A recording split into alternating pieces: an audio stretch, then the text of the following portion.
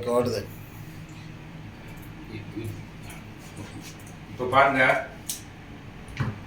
இப்போ வந்து சங்கரா மீன், இதுக்கு வந்து சங்கரா மீன்டுவாங்க. குவைத்தில் இந்த மீன் தான் இப்போக்கி கம்மியான ரேட்டு. இந்த மீன் உங்கள் ஊரில் இதுக்கு என்ன பேர் சொல்லுவாங்க?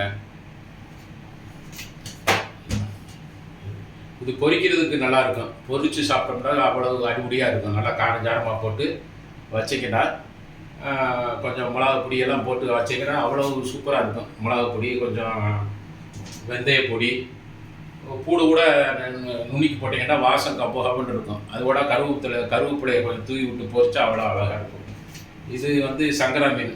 இப்போ வந்து குவைத்தில் வந்து மீன்கள்லேயே இதுதான் கம்மியான ரேட்டு. பொரியுது பாருங்க, இந்த சைஸ் தான். இங்கே வந்து 390 காசுன்னுவாங்க. நம்ம ஊரில் கணக்கு பார்த்தோம்னா அதே 250 ரூபா வந்துருச்சு. 75 ரூபா 80 ரூபாய்க்கு நெருக்கி இந்த மீன் விழுகுது.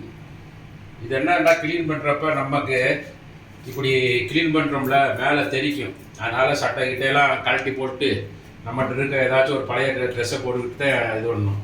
இப்படி க்ளீன் பண்ணுறப்ப இப்படி கழுத்தை சேர்த்து அப்படி உள்ள கையை அப்படி இழுத்தோம்னா அந்த இது ஒடியாந்துடும்.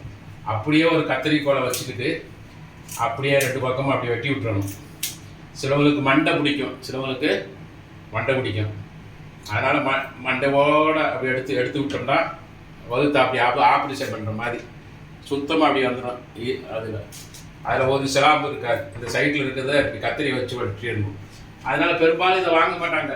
ஏன்டா சின்ன மீனாக இருக்கா, வேலைப்பாடு அதிகமாக இருக்குது, இது யாருன்னா இதுக்கா வேலை வைப்பான், கொஞ்சம் கூட குறைச்சி போனால் பெருசாக வாங்கிக்கிடலாம் அப்படின்னு நினச்சிட்டு பெரிய மீன் வாங்குறது. பெரிய மீன் வாங்கினா அவங்களே க்ளீன் பண்ணி கொடுத்துருவாங்க.